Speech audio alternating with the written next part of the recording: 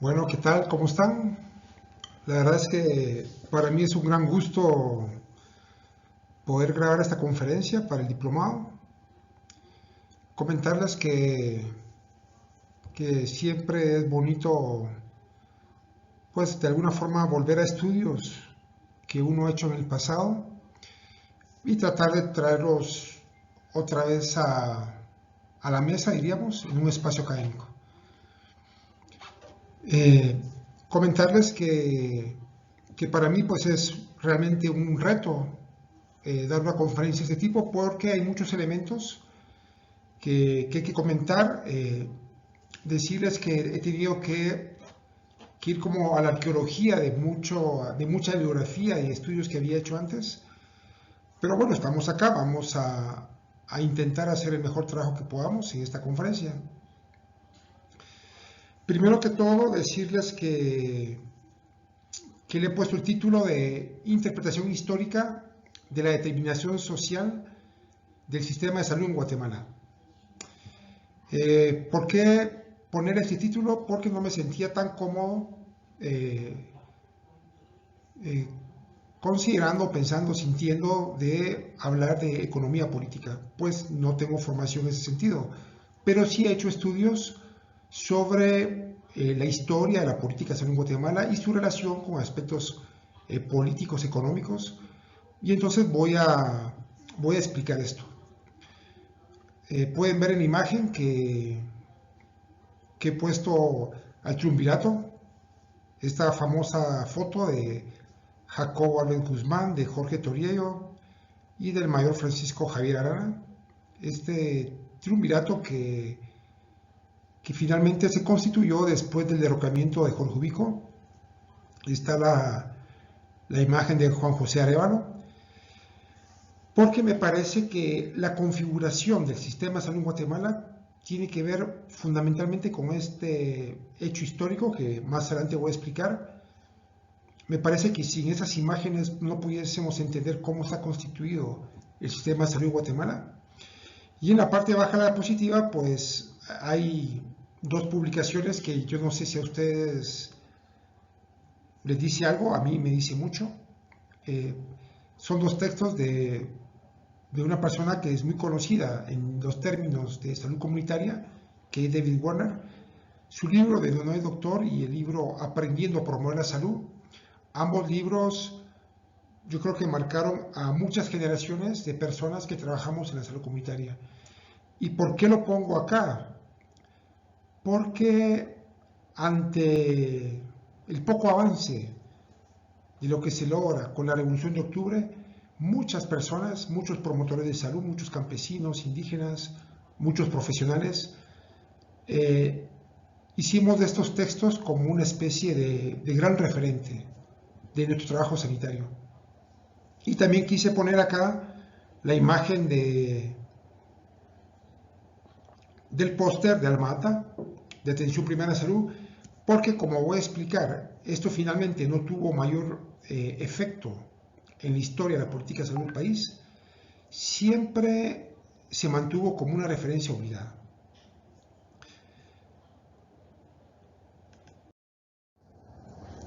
Para comenzar, quiero iniciar con esta cita que con la diapositiva póster que viene a continuación marcan como el gran objetivo que les quiero exponer esta tarde. Bueno, aquí estamos de noche, pero bueno, esta mañana, digamos. Dice la diapositiva así, que históricamente, pues Guatemala ha sido un país con fuertes desigualdades sociales, ¿verdad? Sufrimos un conflicto armado interno de 36 años.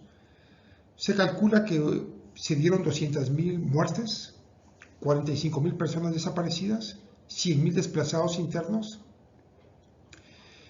Y en México, en aquellos años se hablaba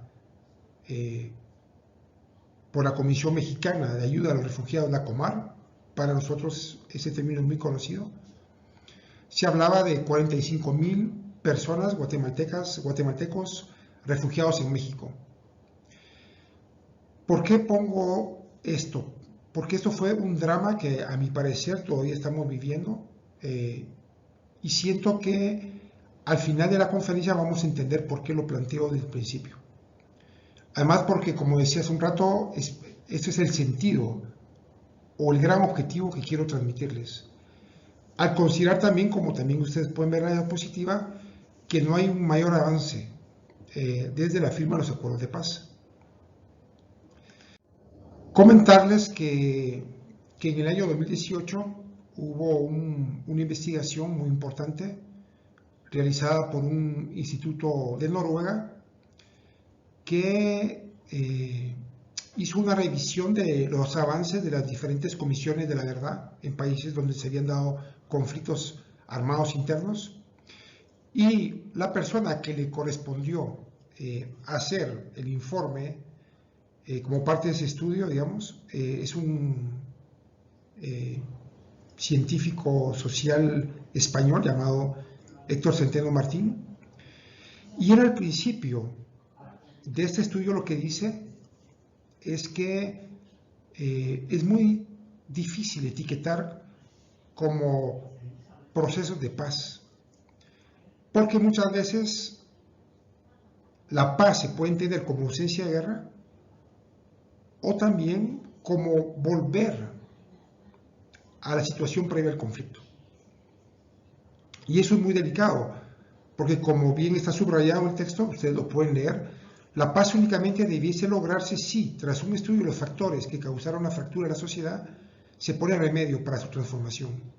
Es decir, que si realmente aquellos factores que generaron la guerra no se han resuelto, es muy difícil considerar que hemos alcanzado la paz.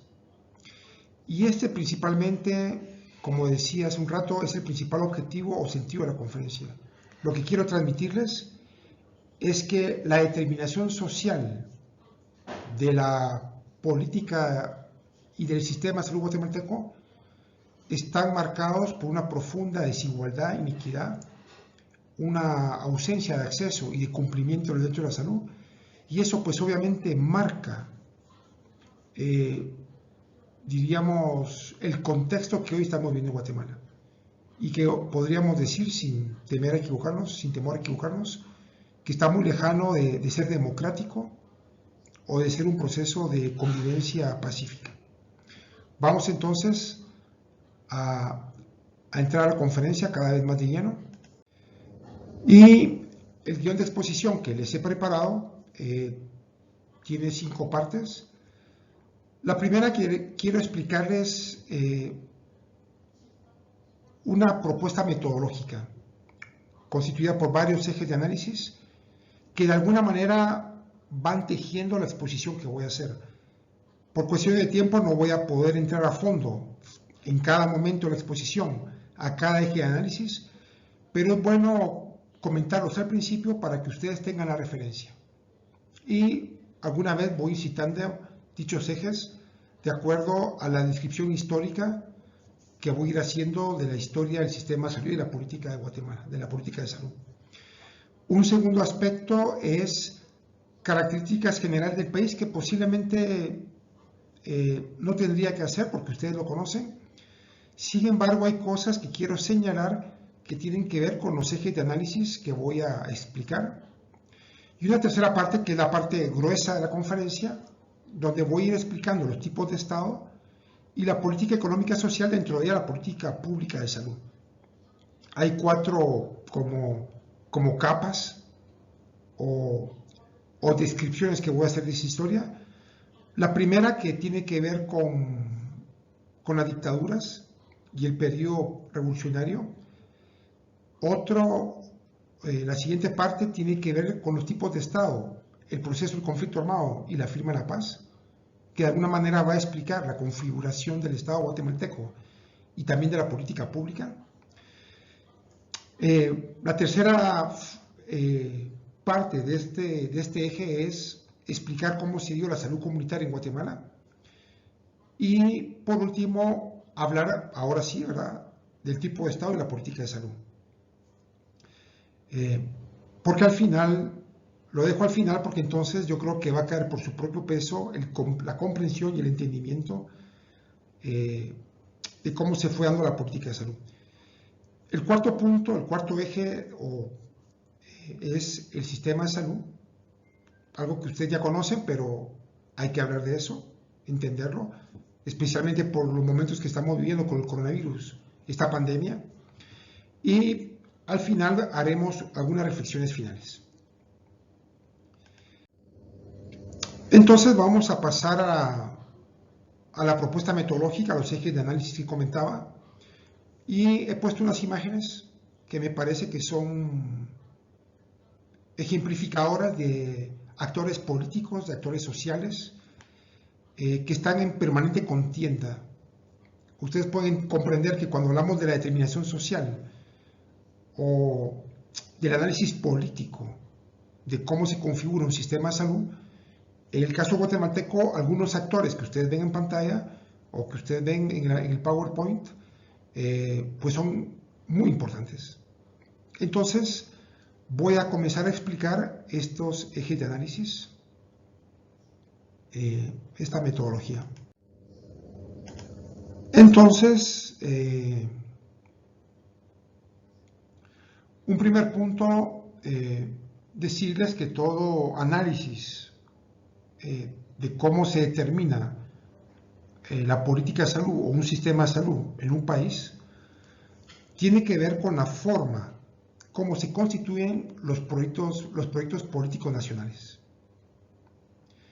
Esto pues obviamente responden a intereses de las élites, en el caso guatemalteco del poder económico y de la élite militar, que uno debiese analizar porque obviamente son bloques de poder con debilidades y fortalezas. Y algo que es muy importante en el caso guatemalteco, especialmente por la transición política que se da en el país, es la relación de este bloque de poder o de estas élites con las cúpulas de gobierno. Esta conferencia no va a dar para eso, pero uno podría estar haciendo análisis con cierto detalle de cómo los gobiernos mantienen cierto vínculo orgánico o no, ¿verdad? O gozan de la total desconfianza del poder económico y militar del país. Entonces, la posibilidad de constituir estos proyectos políticos nacionales determina la política de salud, la política pública en general. Otra cosa que me parece muy importante cuando estamos hablando de la determinación social de la política de salud son las condiciones necesarias que estas élites identifican o perciben que necesitan para reproducir su proyecto. Es decir, una reflexión sobre qué deben compartir, digamos, de las ganancias y del poder. En síntesis, lo que pudiésemos llamar es la disyuntiva entre el consenso y la coerción. Esto es muy importante para el análisis de la política de salud y para la política pública, y este punto es clave porque nos permite entender por qué se hace una cosa o la otra, por qué en determinados momentos se puede tener un discurso o se puede intentar hacer determinadas políticas en el país. Un aspecto importante es la ideología dominante de las élites. Sabemos que en Guatemala tenemos élites extremadamente conservadoras, racistas, machistas, expoliadoras, digamos, donde la identidad nacional o una identidad multinacional pues quizás sea carente, ¿verdad? Esta ideología dominante y obviamente esta es la base de un sistema de desigualdad y de iniquidad que es lo que vivimos en el país. Otro aspecto muy importante como eje de análisis en la determinación social de la política y de un sistema de salud es la capacidad técnica programática de los cuadros directivos del Ministerio de Salud y del Instituto Guatemalteco de Seguridad Social, y cómo esa capacidad programática de constituir verdaderos planes nacionales de salud coinciden o no, tienen coherencia o no con un proyecto político. Nos vamos a dar cuenta que ahí hay serios problemas en Guatemala, porque muchas veces pudiésemos decir que no parece haber un proyecto claro de país y que los diferentes planes de salud pues simplemente no tienen una coherencia, digamos, con los planteamientos que se hacen a lo largo de los diferentes gobiernos del país. Lo importante es ver a la burocracia, al propio aparato estatal, como una arena de poder, es decir, que se resiste, que modula, que facilita procesos de cambio. Nosotros, ustedes saben que tuvimos una corta estancia en el ministerio y pudiésemos dar muchos ejemplos de cómo la burocracia o todo el personal, estructuras estatales generan dificultades enormes para una política de salud bien definida. Otro aspecto que también me parece muy importante es el papel de los organismos internacionales.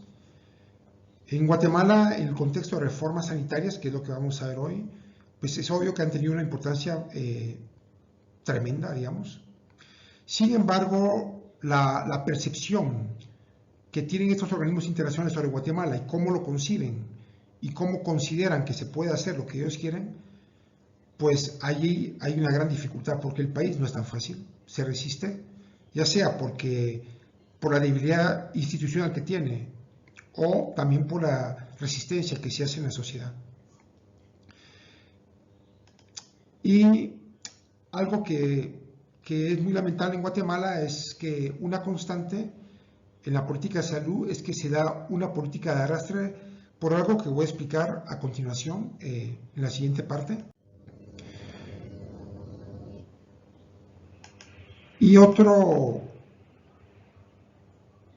punto, otro eje siempre analizar en la definición del sistema de salud y la política de salud es la constante interpelación que hace la sociedad de la conducción estatal.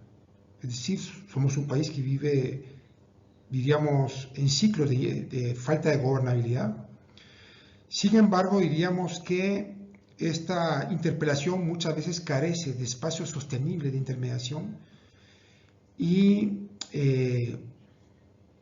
podríamos decir que con cierta suerte, entre comillas suerte, sí se puede, diríamos, generar una resistencia, una inestabilidad, truncar esfuerzos conservadores que se intentan gobierno tras gobierno por parte del bloque de poder que está atrás de los gobiernos.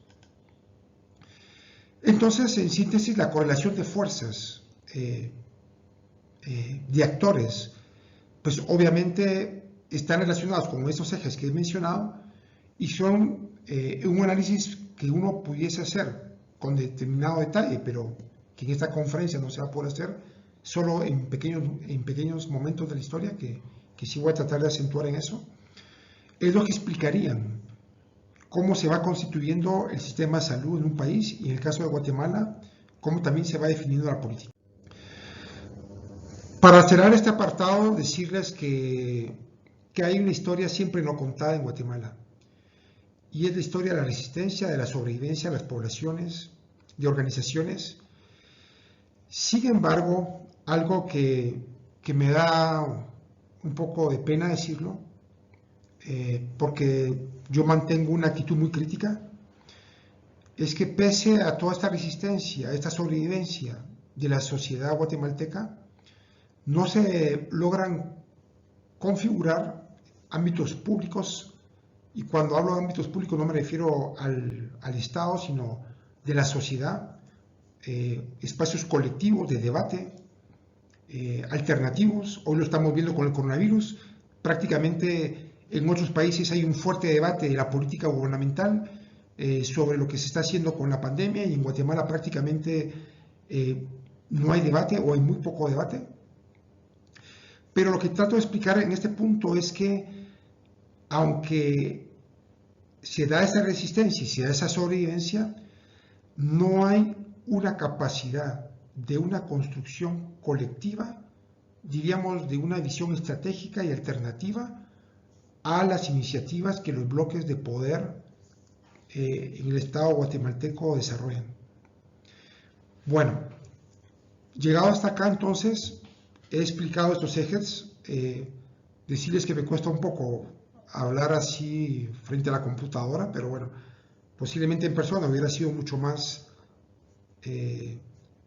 quizá con alguna anécdota o alguna explicación más, pero también hay restricciones de tiempo. Pero estos ejes permiten entender mucho la determinación social de cómo se da la salud en un país, y posiblemente en Guatemala nos ayuda mucho a entender qué es lo que ha pasado.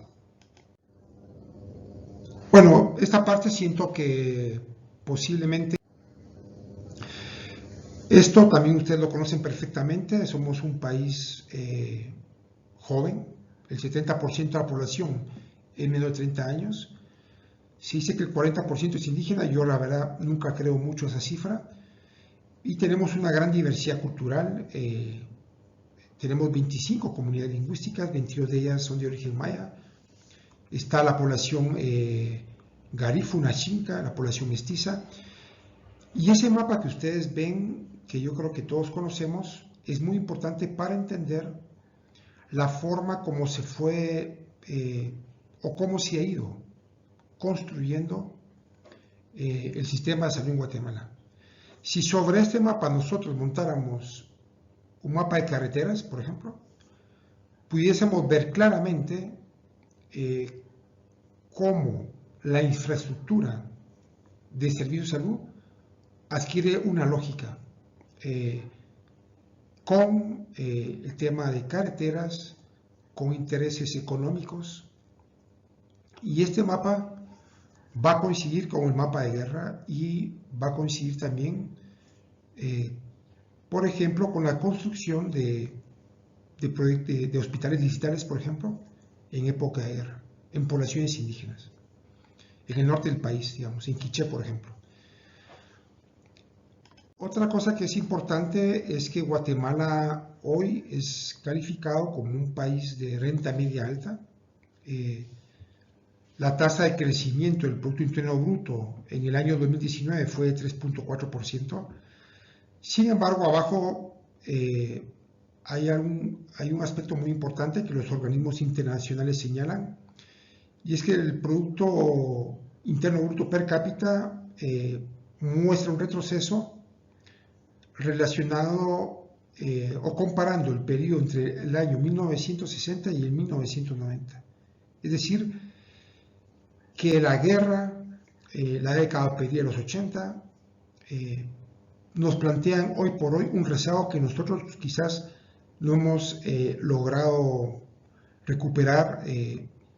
Y entonces, volviendo a la cita inicial del estudio que comentaba de la Comisión de Esclarecimiento Histórico, el caso guatemalteco, nos damos cuenta que en el plano económico el país no logra alcanzar, digamos, niveles de PIB per cápita previos al inicio de la guerra. Aunque ya sabemos, y lo explicaré más adelante, que en los años 60 pues obviamente había niveles de exclusión enormes, ¿verdad?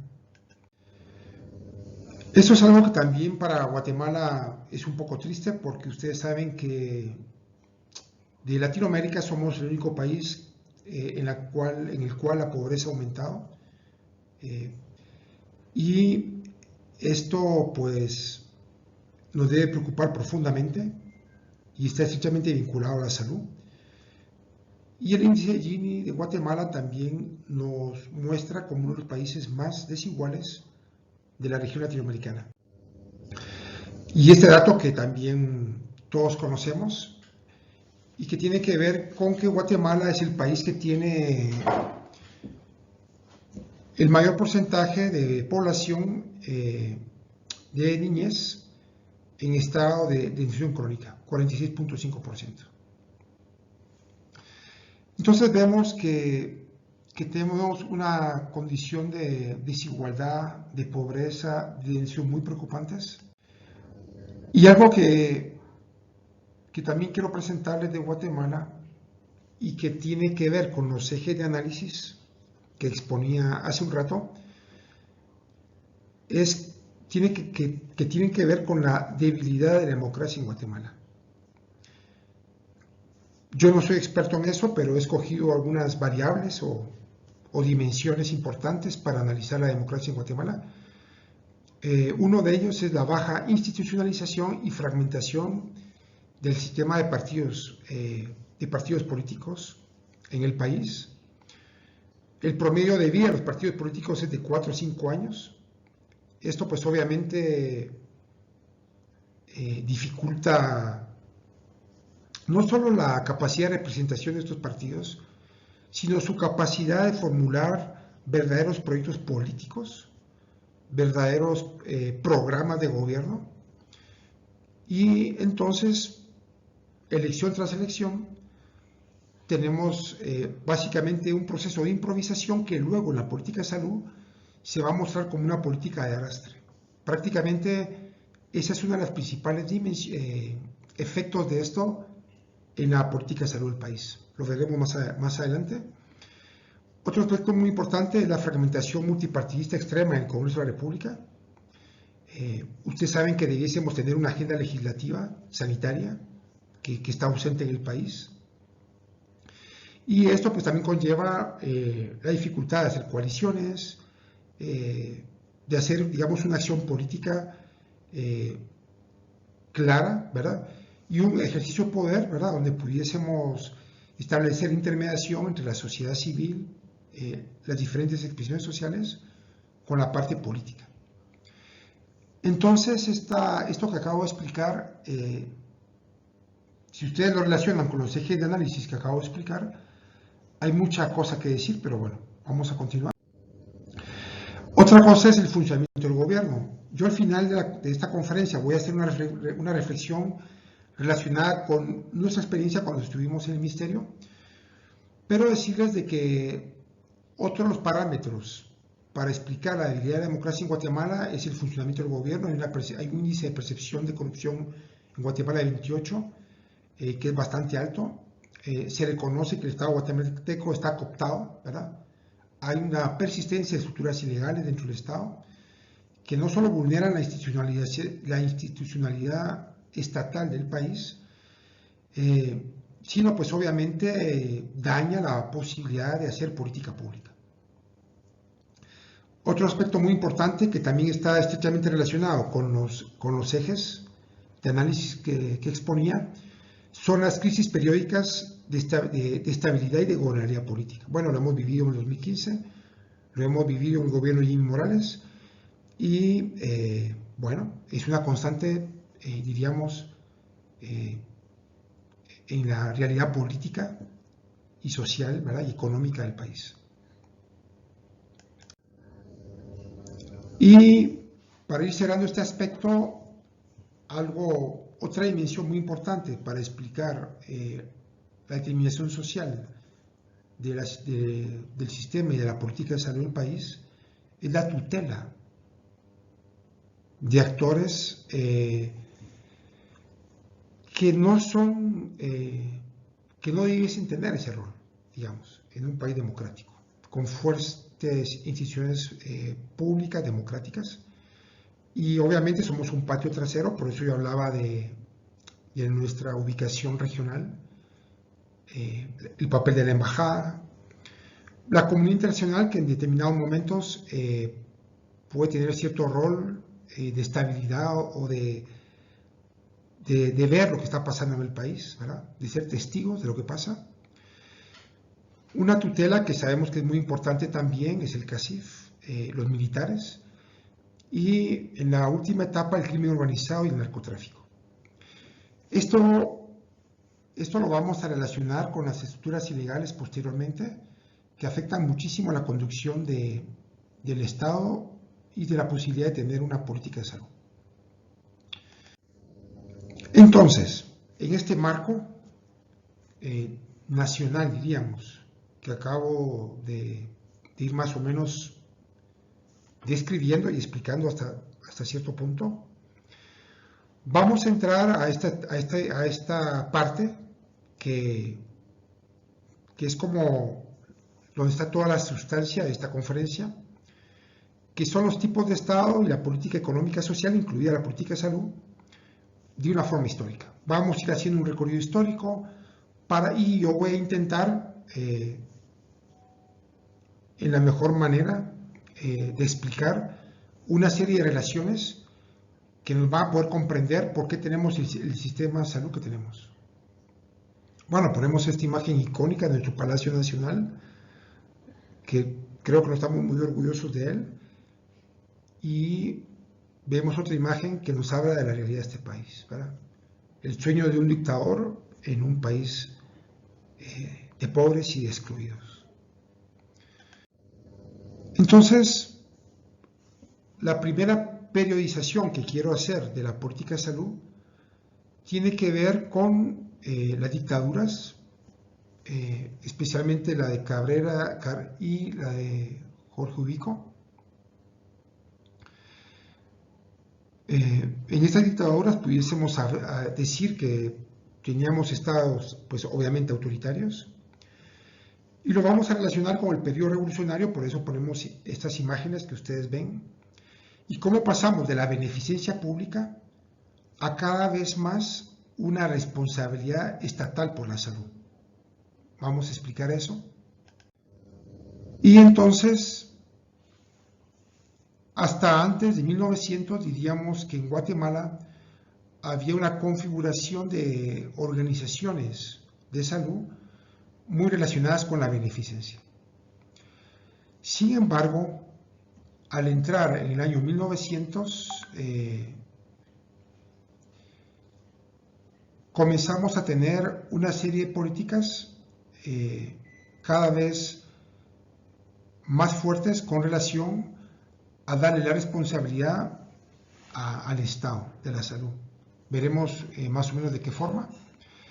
Y esto estaba relacionado con los enclaves extranjeros. Ustedes pueden ver un mapa de la United Fruit Company y abajo otro mapa donde está las vías del ferrocarril, ¿verdad? Que iban del Atlántico, ¿verdad? Y que ustedes saben que tanto el ferrocarril como el puerto eran prácticamente propiedad de la United Fruit Company. Decirles que en la dictadura de Sá Cabrera ya hubo una presión para constituir lo que se llama el Consejo Supremo de Salubridad Pública en el año 1906 a 1925, y después se constituyó la Dirección General de Sanidad Pública en el año 1925 a 1945. Decirles que en este periodo se constituyó el Código Orgánico del Servicio de Salubridad Pública.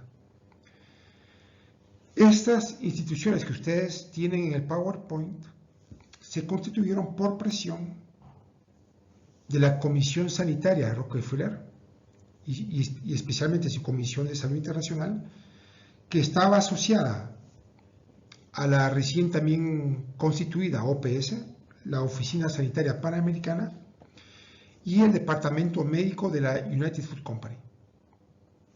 En ese momento, las dictaduras de Guatemala, tanto la de Sá Cabrera como la de Ubico, tuvieron una presión muy fuerte de estas entidades que ven ustedes en pantalla, que ven en el PowerPoint, para que el Estado guatemalteco se hiciera cargo cada vez más fuerte de la salud de la población. Pero aquí la pregunta es, ¿por qué? ¿Por qué estaban tan preocupadas estas instituciones? Y como lo podemos ver acá, lo que se intentaba es que Guatemala respondiera a enfermedades que afectaban muchísimo el corte de café, que afectaba muchísimo a la bananera, ¿verdad? A la UFCO. Y hay una enfermedad que que fue como paradigmática, que se le conoció como la enfermedad de la pereza, así se le decía, que es la anquilostomiasis o uncinariasis. Y también había otras enfermedades como la malaria, la fiebre amarilla. Pues bueno, ya podemos denotar el nombre de la enfermedad de la pereza. Bueno, ya si hiciéramos un análisis del colonialismo, y pues aquí tendríamos mucho que decir. He puesto algunas imágenes.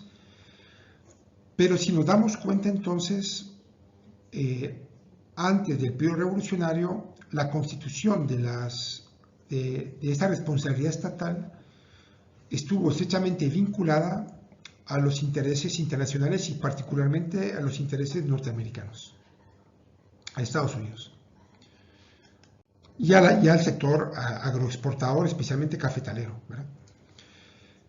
Bueno, puse esta diapositiva porque me parece que hoy con el coronavirus es muy importante saberlo. Cuando se habla de un laboratorio nacional, cuando se habla que la OPS trae los insumos para hacerse la confirmación de casos de coronavirus en el país, pues sepan ustedes que desde que se comienza a constituir la responsabilidad estatal en Guatemala, pues fue precisamente la Fundación Rockefeller y posteriormente la OPS la que fue constituyendo una serie de laboratorios para precisamente tratar de resolver la problemática de salud que le preocupaba a estos enclaves extranjeros y al sector cafetalero, ¿verdad? Que era quien sostenía pues a los dictadores de turno que teníamos entre el 1900 a 1944. Bueno, aquí pueden ver cómo el Código Orgánico de Salubridad integraba laboratorios, la sección de parasitología, la sección de malaria. Bueno, se traían expertos internacionales. Bueno, es como un déjà vu lo que estamos viviendo ahora a esto que fue el origen de la institucionalidad estatal sanitaria del país. Fue, diríamos, parado, digamos, ¿verdad? O cambiado por lo que conocemos nosotros como el periodo revolucionario. ¿Cómo calificar este periodo, también conocido como la primavera democrática del año 44 al 54 en Guatemala? Pues Edelberto Torres Rivas califica a este estado como un estado desarrollista democrático, que fue lo que se intentó. La Constitución Política de la República, la del 45, ya trataba la salud, ya la higiene, una perspectiva social con fuerte responsabilidad estatal, en una visión nacionalista, ya no dependiente de los enclaves extranjeros, el Código de Trabajo, bueno, solo algunas ideas, ¿verdad? Como el Ministerio de Salud, pues obviamente, el Instituto Guatemalteco de Seguridad Social. Esto que ustedes ven acá es la base de lo que conocemos hoy como la institucionalidad pública del país en salud. Pero luego voy a explicar algunos elementos que nos van a hacer entender por qué esto, que era una perspectiva desarrollista y capitalista, tuvo, diríamos, muy poco avance en el país, que es lo que vemos hoy. Bueno, quería ponerles este fragmento del discurso toma de posición de Arbenz, porque tiene que ver con esto que acabo de explicar. En este periodo revolucionario, en esta primavera democrática, lo que se hizo en Guatemala fue constituir una institucionalidad pública en salud vinculada con un Estado desarrollista que iba a impulsar la economía nacional, cuidar los intereses nacionales. Ustedes después podrán ver esto más despacio, pero si se dan cuenta, la aspiración era que Guatemala dejara de ser una nación dependiente, es decir, una economía semicolonial, sacarnos del atraso y pasar a ser un país moderno, como se entendería en ese momento, ¿verdad? Capitalista, y que fuera incluyente para las grandes masas del pueblo. Esto pues obviamente, ustedes saben en lo que terminó. Yo creo que esta pintura que todos podemos ver en el Palacio Nacional de Guatemala, ¿verdad? Pues se da el golpe de Estado, ¿verdad? Ustedes saben que Arbenz hace una reforma agraria, toca los intereses, las propiedades de la UFCO, y con la intervención norteamericana se para este proceso. Diríamos, básicamente hemos tenido un periodo de un Estado autoritarios a tener un breve periodo, se pudiese decir, de un Estado desarrollista, democrático, y ahora vamos a comenzar a ver cómo esto se evoluciona en el tiempo. No, posiblemente se queda congelado en el tiempo. Vamos a explicarlo. Entonces, la historia guatemalteca no se entiende sin el conflicto armado y el proceso de paz. Ustedes saben que hay una primera generación de la guerrilla en el oriente del país, que es derrotada por el ejército, y una segunda generación de la guerrilla que básicamente se ubica en los lugares donde ustedes pueden ver. Y esto tiene que ver con la configuración del sistema de salud y de la política de salud del país, como lo voy a explicar más adelante. Esto que ustedes ven acá es una imagen que le he tomado prestada al ICEFI, bueno, ahí está la fuente. Es una imagen que me permite explicarles después de la época revolucionaria de Arévalo y Arbenz, qué fue lo que sucedió con el Estado guatemalteco.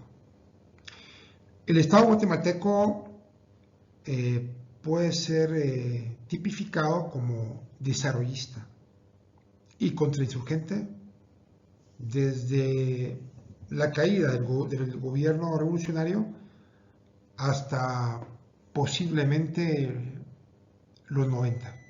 Bueno, hay una transición ahí, que la pueden ver del año 85 a los años 90. Bueno, es muy difícil precisar esta transición, la voy explicando poco a poco. Y luego en los 90, del año 96 en adelante, pudiésemos decir que en Guatemala se va configurando lo que se conoce como un Estado neoliberal. Quiero dedicar un poco de tiempo a explicar por qué decimos Estado desarrollista y contrainsurgente. Pues obviamente era un país en guerra, ahorita lo voy a exponer, pero en Guatemala, ustedes pueden ver en la gráfica, la línea café tiene que ver con el crecimiento de la economía en Producto Interno Bruto. Y se van a dar cuenta que cuando el conflicto armado estuvo en su mayor apogeo, es cuando el sistema económico guatemalteco, especialmente antes de la década de los 80, tuvo el crecimiento del PIB más fuerte de la historia. La CEPAL en aquellos años calificó al crecimiento económico guatemalteco como concentrador y a la política social guatemalteca como excluyente.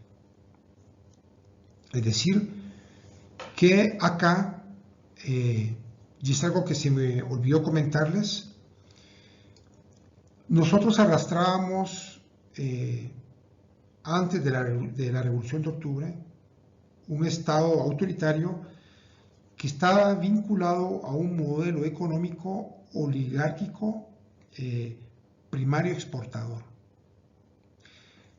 Cuando cae la Revolución de Octubre, cuando se da la intervención militar a Arbenz, aunque se hablara de un Estado desarrollista, ahorita voy a explicar ese término, realmente se regresó, a mi criterio, a ese modelo agroexportador primario. Y obviamente el café, digamos, obviamente también estaba el banano, en algún momento estuvo el algodón, ustedes se recordarán, bueno, algunos no se recuerdan de eso quizás, pero básicamente siguió ese mismo patrón. Luego, cuando analicemos la política de salud en esta etapa, nos vamos a dar cuenta que realmente la élite guatemalteca el bloque de poder que dirigió el Estado guatemalteco durante este tiempo, pues seguramente no visualizaba necesidades de distribución económica de la riqueza y tampoco mayor beneficio social y de salud para una población, porque el modelo agroexportador primario, por ejemplo el café, no requiere una población educada con servicios de salud. No lo necesita porque esa dicotomía latifundio-minifundio era suficiente para generar la fuerza de trabajo suficiente, digamos. Una fuerza de trabajo pobre, pero rentable para este sector agroexportador que dominaba la situación económica del país. Aquí hay otro punto que es muy importante, y es que este Estado desarrollista no es el Estado desarrollista europeo del Plan Marshall, sino esto tenía que ver con una política que tiene que ver con una idea cepalina de la CEPAL. Ustedes saben que la CEPAL fue importante para esta región y era lo que ustedes ven abajo como el modelo de sustitución de importaciones, que realmente en Centroamérica y en Guatemala no fue muy importante. Básicamente lo que se quería por el modelo desarrollista latinoamericano era realmente generar nuestros propios bienes industriales, ¿verdad? Sustituir las importaciones y ser nosotros los mismos productores. Entonces, estaba este pensamiento desarrollista, pero vamos a explicar por qué contrainsurgente. Y aquí hay otro aspecto muy importante, y es que la élite militar en esta época siguió algo que se conoció como la tesis de seguridad nacional, que obviamente estaba muy poco relacionada con una idea de inclusión social. Y voy a explicar ahora, porque cabalmente en este periodo de tiempo, bueno, he puesto en imagen ahí a Mario Vargas Llosa con su última publicación, ¿verdad? Tiempos Recios, que saben ustedes que él finalmente concluye lo que hemos dicho anteriormente, ¿verdad? De que lo que se vino a parar en Guatemala fue un proyecto capitalista nacionalista. Ustedes saben que la Marroquín recibía amablemente a Mario Vargas Llosa, considerado un literato de pensamiento liberal, pero luego de conocer las conclusiones de su libro, pues parece que ya no le dejaron presentarlo en su universidad, digamos. Bueno, lo pongo aquí porque lo que viene después de la intervención norteamericana en Guatemala es esto. Comienzan a aparecer en Guatemala una serie de movimientos guerrilleros. El movimiento revolucionario 13 de noviembre, en el año 62, el PGT, las FARC, en la parte oriental del país, ya conocemos esa historia. Luego, en la segunda oleada del conflicto armado, en las partes que indicaban el mapa anterior. Pero ¿por qué pongo todo esto aquí? Y la constitución de la URNG, porque todo este conflicto armado hizo que la política pública guatemalteca, especialmente la política social, la política educativa de salud, como veremos más adelante, estuviera bastante limitada. Entonces, realmente era un Estado desarrollista contrainsurgente, es decir, que no era ni autoritario, era permanentemente represivo, ¿verdad?, ante cualquier manifestación o participación social, ¿verdad? Pero luego, en el año 82, se inicia el proceso de transición. Perdón, aquí tengo una dificultad. Ese proceso de transición se da en el año 82, se recuerdan con los famosos golpes de Estado, cuando ya después Ríos Montt se hace del poder, comienza una serie de campañas, la tierra arrasada, luego el golpe de Mejía Vítores y luego la Asamblea Nacional Constituyente. en el 85, esa constitución política que es muy importante, lo voy a comentar más adelante, y después de esa constitución se llaman elecciones y entra la democracia cristiana. Esta transición es crucial también para entender la política de salud, porque ese es en esa constitución del 85 donde la salud es considerada un derecho y una obligación del Estado. Sin embargo, esa transición fue pactada desde el ejército hacia todos los actores del país, incluidos los empresarios. Yo quisiera explicar varios aspectos de estos momentos históricos, no puedo por el tiempo, pero indicarles que entra el gobierno demócrata cristiano. Bueno, aquí hay otro tema muy importante, porque la tesis de seguridad nacional es cambiada por la tesis de estabilidad nacional, donde se delinea por qué el ejército llama a hacer la transición democrática, entre comillas, pero esa transición se ve un poco, digamos, bloqueada, porque es cuando se da el proceso en la región de Contadora, de Esquipulas 1, Esquipulas 2, se comienza a dar las primeras conversaciones para la paz, para firmar la paz entre el gobierno y la ONG, pero obviamente se da una serie, hay dos azonadas o dos intentos de golpe de Estado,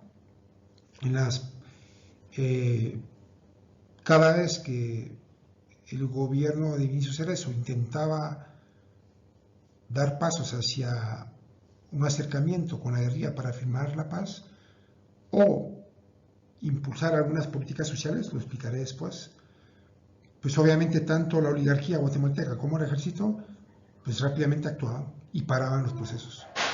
Sin embargo, se va logrando la firma de los acuerdos. Bueno, es un hecho relevante el Premio Nobel de Paz para Rigoberta Menchú en el año 92. La firma de los acuerdos se da con una fuerte participación social, algunos recordarán la Asamblea de la Sociedad Civil, y finalmente en el año 96 se firman los acuerdos de paz. Pero yo creo que ustedes ya se pueden dar cuenta de que esto se da en un contexto donde podemos ya tipificar al Estado como un Estado neoliberal. Y es porque a partir del gobierno de Arzu en el año 96, alguien que es orgánico a la oligarquía, que es al único quizás que la oligarquía guatemalteca le podía confiar una firma de paz. Eso se me olvidó señalarlo atrás porque puse algunas imágenes que quería decir eso. Comienza una política, ahora sí, en los ejes de análisis que yo explicaba anteriormente, llega una persona totalmente orgánica al sector privado, al CACIF de la oligarquía, es quien firma los acuerdos de paz y es quien inicia el proceso neoliberal. Entonces, en pocas palabras, todos aquellos factores, condiciones sociales, económicas, políticas que habían generado la guerra, prácticamente se firma la paz, pero no se dan esas condiciones resueltas, digamos. Y por eso vemos que la condición guatemalteca, digamos, la situación del país es la que es. Esto, como veremos más adelante, tiene fuertes implicaciones para la política de salud y la configuración del sistema de salud en Guatemala. Solo quisiera destacar que de los acuerdos de paz, pues bueno, hay 13 acuerdos, pero quizá uno muy importante fue la Comisión de Esclarecimiento Histórico, el Acuerdo sobre Identidad y Derechos de los Pueblos Indígenas y el Acuerdo sobre Aspectos Socioeconómicos y Situación Agraria. Este acuerdo socioeconómico es el que tenía la parte de salud. Y comentarles que este es un extracto del acuerdo de salud y comentarles que este acuerdo de salud decía que se necesitaba impulsar una reforma del sector nacional de salud, que se debería tener un sistema coordinado de salud y se tenía que hacer la descentralización y desconcentración administrativa. Bueno, más otros elementos, he puesto en rojo lo destacable, pero quiero decir lamentablemente que la redacción de ese acuerdo de salud, de paz, en algunas partes era un copy-paste, un copiado de párrafos del documento del préstamo del BID que en los 90 iniciaba la reforma de salud neoliberal en el gobierno de Álvaro Arzú. Bueno, estoy contando esto, quizás era muy difícil contar la historia del sistema de salud de una forma sincrónica, pero bueno, voy contando elementos para que se vaya comprendiendo cómo se configura finalmente el sistema y la política de salud del país. El Ministerio y para la Seguridad Social,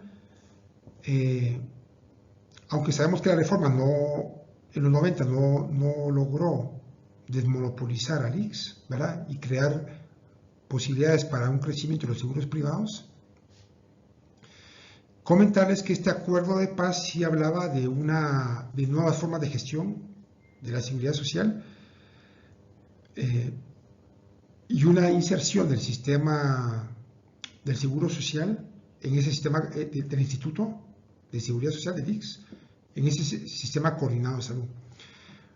Lo que muchas veces la gente no supo es que ese sistema coordinado de salud en el gobierno de Arzú era una reestructuración completa de forma neoliberal de mercado. Bueno,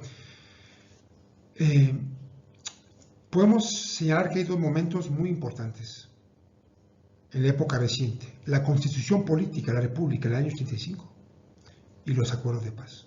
Son los dos grandes pactos sociales, pero como vamos viendo a lo largo de la conferencia, ninguno de estos grandes pactos sociales logró establecer condiciones para que el cumplimiento del derecho a salud y el acceso a la salud para toda la población guatemalteca se cumpliera.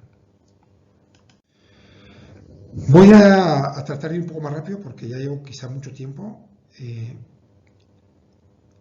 y ahora voy a hacer esa misma referencia histórica hablando un poco de la salud comunitaria. Hay algunas imágenes de la sociedad civil, pero la que está en el centro de la clínica Maseña, una clínica que forma parte de la Pastoral de Salud. Es una clínica parroquial que se fundó en los 60 en Guatemala. Es un poco la historia de este país. Y volviendo a esta misma gráfica, hay que decir que se da en los 60 en un contexto de un Estado contrainsurgente, desarrollista, en un contexto de guerra. La Iglesia Católica genera algo que se llamó el Segundo Concilio Vaticano, que tenía una doctrina social de la Iglesia y la opción preferencial por los pobres. En Guatemala, en las comunidades, especialmente el altiplano indígena, y por eso es importante aquel mapa donde se presentan las comunidades lingüísticas del país, aparece la acción católica. La acción católica estaba muy relacionada progresivamente con aspectos de teología de la liberación, obviamente con el Segundo Concilio Vaticano, que ya decía. Aparecen las ligas campesinas, el cooperativismo, la colonización de Ixcán, de Petén. Recordémonos que Ixcán, que es donde inicia el primer, diríamos, evento en la segunda generación del conflicto armado, es Ixcán. Ahí están las cooperativas de Ixcán. Bueno, todo esto no se puede hablar mucho de esto, pero es muy importante. El terremoto del 76, que generó un proceso de organización social muy importante en toda Guatemala. Ustedes saben que el terremoto cobró más de 25,000 vidas y destruyó prácticamente el país. Se dio un proceso de organización social muy importante. El CUC aparece en el año 78 y todo esto se daba en un contexto de guerra. Y decir que todo esto estaba totalmente relacionado con lo que se conoce como la salud comunitaria en Guatemala. Eh, Hay un proceso de generación de mucha organización campesina con relación a la salud, promotores de salud, obviamente las abuelas comadronas, bueno, en aquella época decíamos comadronas, no abuelas comadronas. Estaba una figura que fue fundamental, que fue David Warner, que, que fue el autor de aquellos dos libros que presentaba al principio, que finalmente dieron toda una orientación de qué hacer en la salud comunitaria. Estaba la educación popular, estaba Paul Freire, bueno, estaba Franz Borda, bueno, había muchísimos intelectuales, estaba todo un movimiento de educación popular por la salud. Es decir, en todos estos años, aún en la etapa de transición de la democracia cristiana, que ya acabo de decir muy brevemente, ante la ausencia del Estado, ante una política social excluyente, una concentración económica, se da todo este movimiento por la salud comunitaria en Guatemala. Esto, algunos de nosotros lo vivimos y fue una historia muy comprometida de defensa y de sobrevivencia de las comunidades ante un Estado y un Ministerio de Salud que pareciese el enemigo de la población.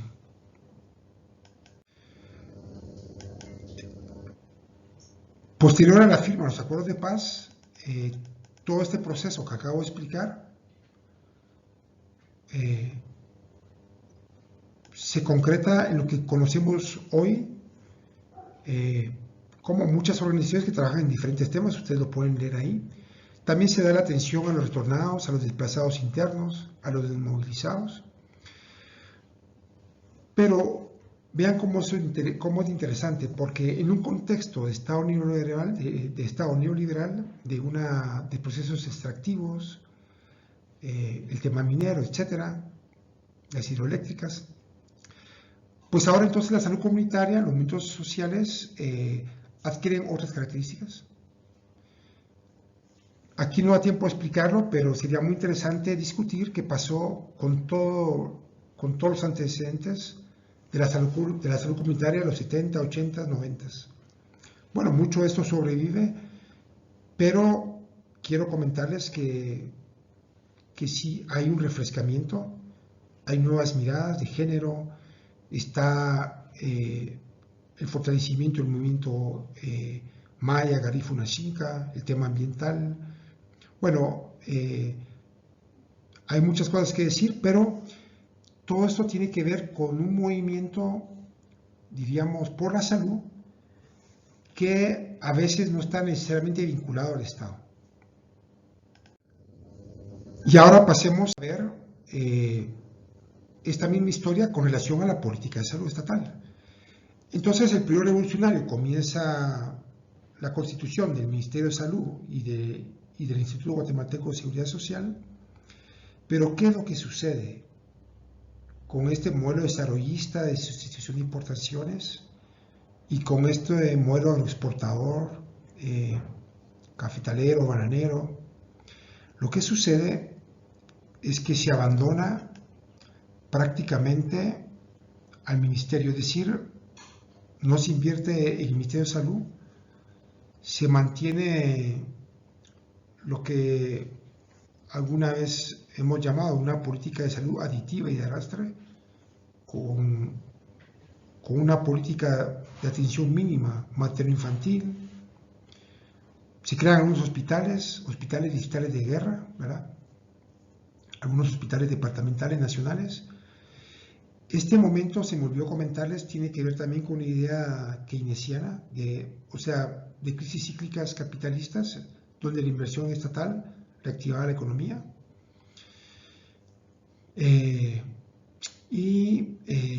Durante este tiempo, pues obviamente es cuando la sociedad se organiza, que es lo que yo explicaba anteriormente. Hay una política de salud muy restrictiva, el ministro de Salud prácticamente va desfinanciado y ante el fracaso del proceso de industrialización del país, entonces el mercado laboral formal no crece, entonces la seguridad social se queda estancada dándole cobertura Bueno, yo lo que tengo tiempo de hacer análisis de sistema de salud, hemos corrido de un 12, 15, quizás ahora un 17% de la fuerza laboral del país, que es prácticamente la formal.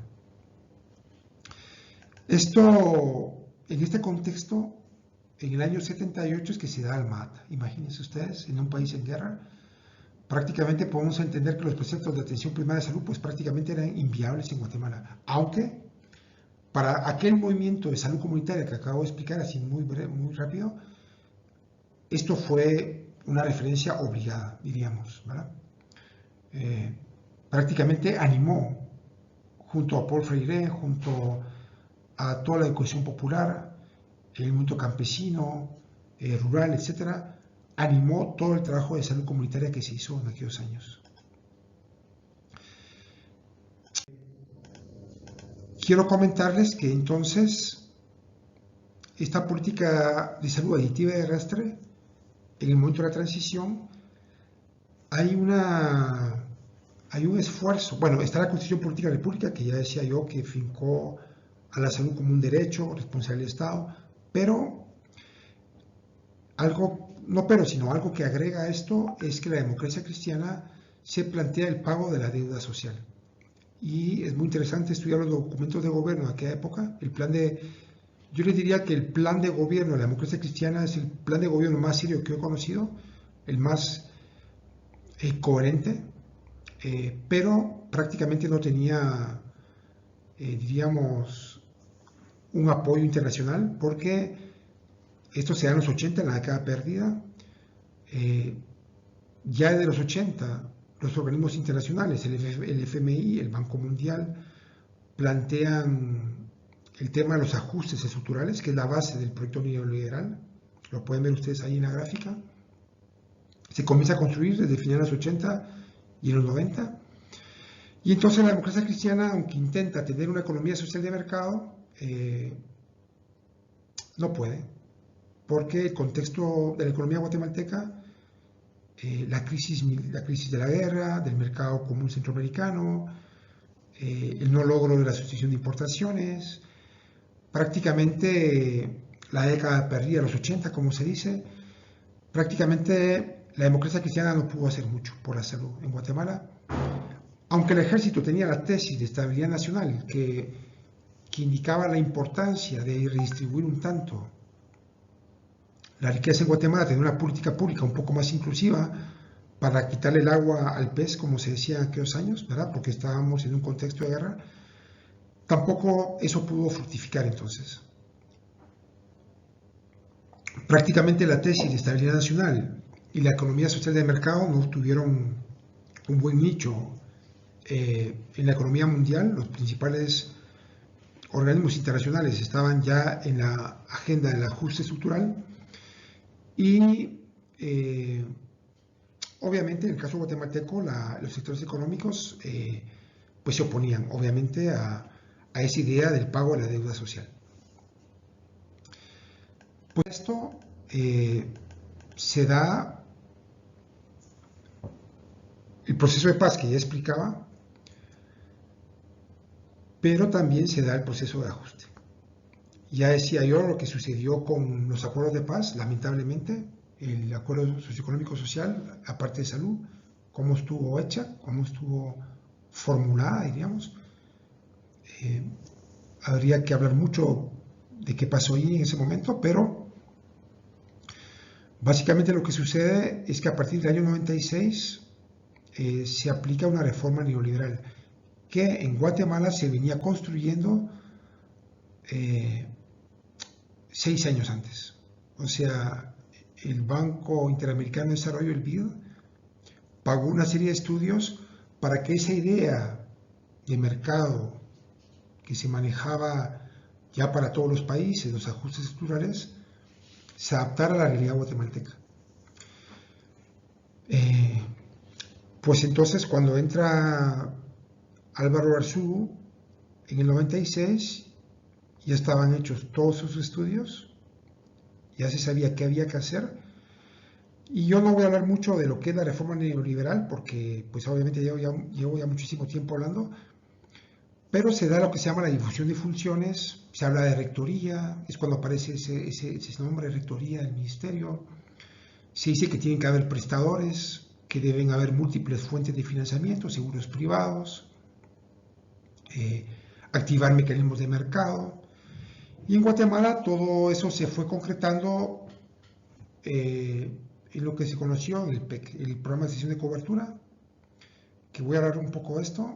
En la seguridad social no se pudo monopolizar porque la junta directiva del instituto no quiso hacerlo, pero sí comenzaron a hacer una gran cantidad de contrataciones privadas también. Por ahí fue donde corrió un poco la reforma de Guatemala, luego de otros elementos que voy a mencionar más adelante, y la flexibilización laboral, el retiro voluntario, prácticamente un desmantelamiento del ministerio. Y en ese contexto pueden ver en pantalla que se da la APS renovada y el tema de las redes integradas de servicios, es decir, nuevamente la APS cae en un contexto totalmente contrario a sus aspiraciones.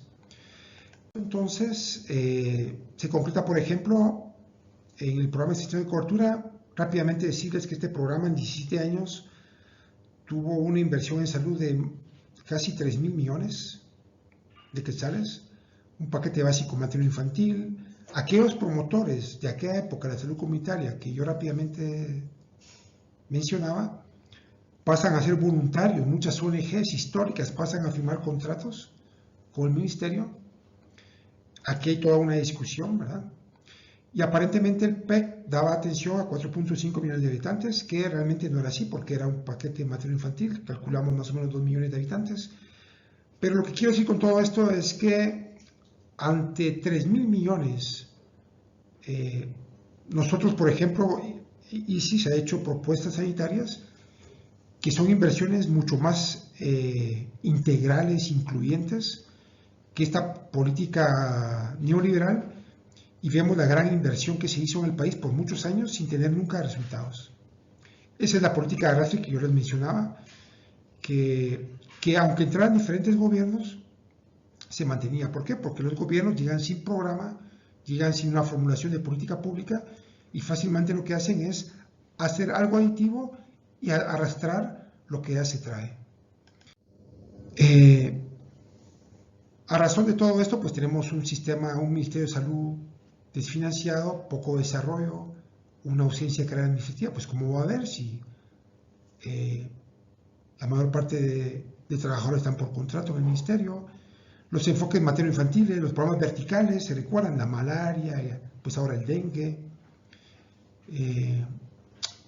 Todo esto se mantiene, es decir, que realmente uno pudiese decir que la política de salud guatemalteca ha sido no ha tenido mucha variación, digamos, lamentablemente. Bajos niveles resolutivos, una función regulatoria débil, ausencia de planificación, por lo mismo que decía, de la improvisación con cada gobierno, un bajo liderazgo, altos niveles de corrupción. Y este documento que ustedes ven aquí es la iniciativa de la vicepresidencia del gobierno de Evo Morales, auspiciado por USAID, que era una nueva generación de reforma neoliberal en Guatemala que menos mal no avanzó. Ya por el tiempo voy a describir muy rápido esto porque ustedes lo conocen muy bien, el sistema de salud en Guatemala. Pues básicamente esta es la configuración, un sistema público muy débil. Quizás esta imagen lo que quiero destacar es el modelo de medicina maya. El modelo de medicina maya, perdón, acá. Porque nosotros en ICIS hemos ya documentado enormemente, ¿verdad?, cómo el sistema maya de salud, el modelo maya de salud, el sistema médico, si le podemos decir así, es sin temor a equivocarnos, es el sistema de salud más grande que hay en Guatemala, no reconocido, pues por todo lo que hemos discutido desde el punto de vista intercultural, es decir, la visión colonizadora no ha permitido dar cuenta de que esto es real y existe y resuelve muchísimos problemas de salud a nivel individual, familiar y comunitario. El modelo de autoatención, en todo sistema se reconoce que el modelo de autoatención es el más importante, es el verdadero primer nivel de atención, Pero bueno, esta configuración que ustedes ven en pantalla la conocen perfectamente, ya no me quiero detener. Ya sabemos que el financiamiento es permanentemente bajo, el Ministerio 1%, el ICS 1.2%, pero realmente el más alto financiamiento de salud en Guatemala es el privado, en un 62%, y la mayor parte de este financiamiento es gasto de bolsillo de la población guatemalteca. Es decir, estamos en un financiamiento muy regresivo, producto de toda esta historia que hemos comentado. Tenemos un congelamiento de todo lo que es la infraestructura en salud.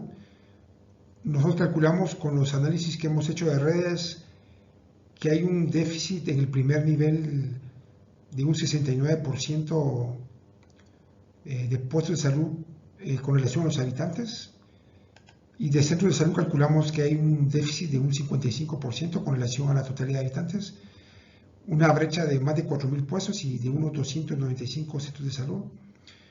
Bueno, no sacamos la de hospitales, es más difícil tener esta, pero podemos imaginar que aunque también en Guatemala se han priorizado los hospitales, de todos modos hay un déficit histórico gigantesco. Imagínense esta situación con el coronavirus, es decir, estamos en una situación muy compleja, muy difícil. Aunque esta pirámide debiese ser una pirámide, realmente la hemos hecho así en una de las últimas publicaciones, porque los hospitales realmente es lo que es más priorizado en Guatemala por factores políticos, por el tema presupuestario, por la valoración política, social que se hace en los hospitales. Y hay un abandono a lo que se llama hoy en Guatemala segundo nivel y primer nivel de atención. En la siguiente diapositiva vemos cómo la inversión hospitalaria siempre es más creciente que la inversión en áreas de salud, que es donde están los centros y puestos de salud. El 48% del presupuesto del ministerio es en hospitales, que en teoría resuelven el 10% de la problemática sanitaria normal, y el 28% del presupuesto del ministerio se ubica para los servicios de puestos y centros de salud que debiesen resolver el 90% de la problemática. Es decir, tenemos un ministerio de salud con serios problemas estructurales.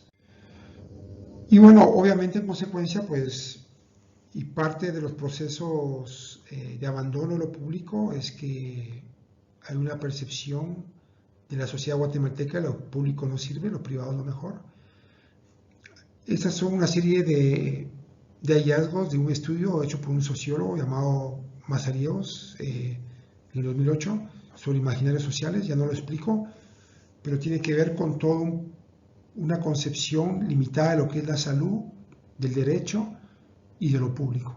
Es decir, tenemos una sociedad guatemalteca, al menos este estudio lo que indica es que una sociedad que ve muy de menos al ICS, al ministerio, y consideran que lo privado es lo mejor, lo que es muy lamentable porque sabemos en los estudios comparados de sistemas, pues que es lo contrario. Y hoy con la crisis del coronavirus vemos cómo sistemas públicos europeos salen a dar la cara, y hay lamentaciones de los abandonos que han tenido recientemente con las políticas restrictivas que han ocurrido en Europa por la crisis. Bueno, ya no quiero dedicar mucho tiempo porque ya me pasé de mucho del tiempo, pero vemos cómo la configuración epidemiológica en Guatemala, si lo analizamos por la mortalidad evitable con datos del INE, datos del 2014, tenemos datos más recientes también, se comportan muy parecido. Vemos cómo las crónicas no transmisibles cobran una importancia muy importante en la mortalidad, pero también el tema de violencias. Y obviamente con todo este proceso que acabamos de explicar, pues es muy lógico. Los datos de mortalidad, morbilidad, que sabemos que se comparan en desventaja con otros indicadores a nivel mundial, a otros países, aún de la región latinoamericana. Procesos de determinación social muy complejos, tanto de producción, de consumo, de condiciones de vida, procesos culturales, de género, que realmente no son atendidos por el sistema público de salud. Y bueno, ya para ir terminando, alguna reflexión final: ¿por qué no hay avances en el derecho a la salud? De la guerra a la paz, de las dictaduras, del autoritarismo a la democracia. Yo creo que ya está explicado esto. Ya rápidamente decirles de que la sociedad que estamos viviendo, la situación del país que estamos viviendo viene en una coyuntura en esa transición del 82 al 86 que fue dirigida desde la institucionalidad militar.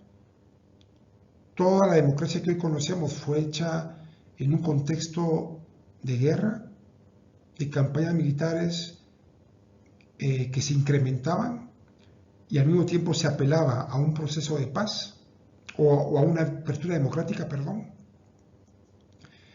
Y entonces diríamos que es una transición a la democracia, entre comillas, controlada por élites económicas y militares que, como veremos después, tienen un proceso de descomposición tremenda. Y como algunos controles internacionales, como la CICIG, ¿verdad?, dan cuenta de una captura del Estado, ¿verdad? Hay una corrupción estructural. Ustedes saben que la CICIG fue